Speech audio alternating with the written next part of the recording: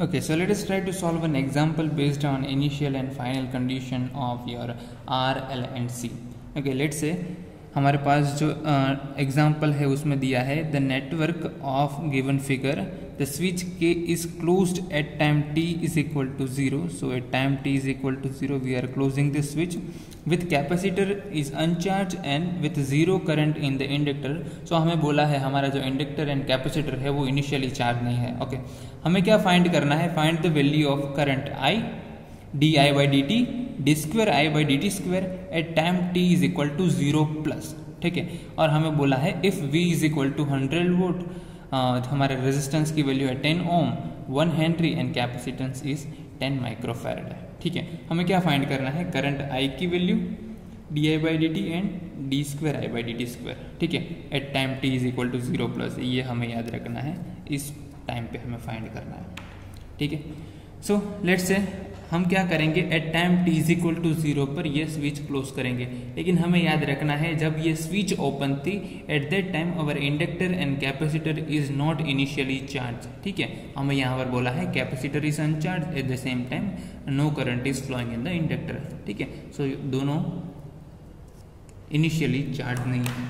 ठीक है, उस केस में अगर हम बात कर रहे हैं, अब जब हम ये स्विच को प्रेस करेंगे एट द सेम टाइम हमें पता है our inductor will oppose the sudden change of current and capacitor will oppose the sudden change of voltage, और इसकी इन दोनों की इनिशियल कंडीशन पता है. So at time t is equal to 0 plus our inductor will behave as a open circuited. ठीक है, यही हमने डिस्कस किया था थियरी में. और our capacitor will behave as a short circuited. तो अब हमारी ये सर्किट क्या बनेगी?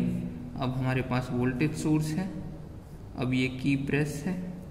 ठीक है, रेजिस्टर R, अब इंडक्टर ओपन सर्किटेड बिहेव करेगा और capacitor will behave as a short circuited. So हम ऐसे सर्किट बना सकते हैं.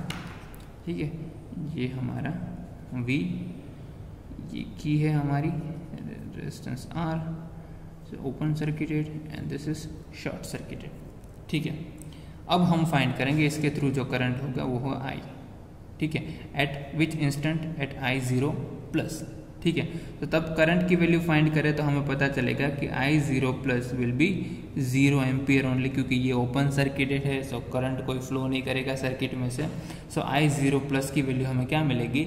0 एम्पियर. ठीक है, सो इसकी वैल्यू हमने फाइंड कर ली. Current I at time t is equal to 0 is nothing but 0 ampere. Second thing हमें फाइंड करनी है वो है d I by D t. ठीक है, so let's say at time t is equal to 0 plus only. So इसको अगर आप KVL अप्लाई करेंगे, after applying KVL to loop, हम लिख सकते हैं हमारा जो इक्वेशन बनेगा वो हम लिख सकते हैं R into I plus the voltage drop across inductor is nothing but L D I by D T plus capacitor के अक्रॉस वोल्टेज होगा 1/c integration I D T is equal to total V. ठीक है, ऐसा हम लिख सकते हैं. अब हमें क्या फाइंड करना है? Value of D I by D T at time t is equal to 0 plus. अब इक्वेशन में आप D I by D T देख सकते हो, इसकी वैल्यू हमें फाइंड करनी है at which time? At time t is equal to 0 plus. ठीक है, तो वो करेंगे. अब हमें क्या करना है? इसमें initial condition time t is equal to 0 plus put करेंगे. सो ये इक्वेशन बन जाएगा R I 0 plus plus L D i 0 plus by D T plus 1/c integration i d t. So हमें पता है कि भाई 1/c integration i d T is nothing but the voltage across the capacitor. अगर हम 0 plus instant की बात कर रहे हैं सो उस केस में हमारा capacitor will work as a short circuited, और जब शॉर्ट सर्किटेड होगा सो उसके अक्रॉस में वोल्टेज होगा वो होगा 0. ठीक है, that is y 1/c integration i d T at 0 plus time will be 0. ठीक है, और इज इक्वल टू V, और V की वैल्यू क्या है? V की वैल्यू हमें दी है 100 वोल्ट। सो 100 वोल्ट रख दीजिए, ठीक है। अब हमने कैलकुलेट किया है कि भाई I0 प्लस की वैल्यू क्या है। सो I0 प्लस की वैल्यू हमने कैलकुलेट की, वो हमें मिली 0 एम्पियर। सो इस इक्वेशन में अगर हम रख देंगे तो मिल जाएगा हमें 0 into R will be 0 plus L di0 plus by dt is equal to 100। So di0 plus by dt is equal to 100 divided by L। Okay, so 100 divided by L is nothing but 1 henry, ठीक है। L is 1 henry. So if you put right here you will get di0 by dt is nothing is equal to 100 ampere per second, ठीक है। Unit will be ampere per second because this is di by dt, not only I। Okay, so this will be your answer. Okay, so second चीज हमने find कर ली, di by dt at time t is equal to 0 plus. Third चीज हमें find करनी है d square i by dt square at the same time, ठीक है।